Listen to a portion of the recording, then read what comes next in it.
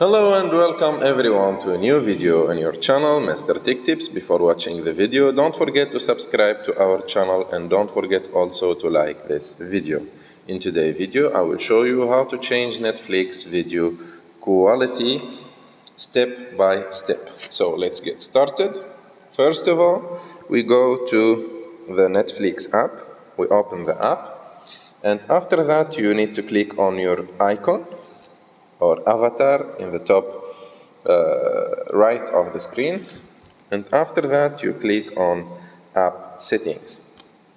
And here in app settings, as you can see, there is an option called download video quality. You click on it and you have here two choices.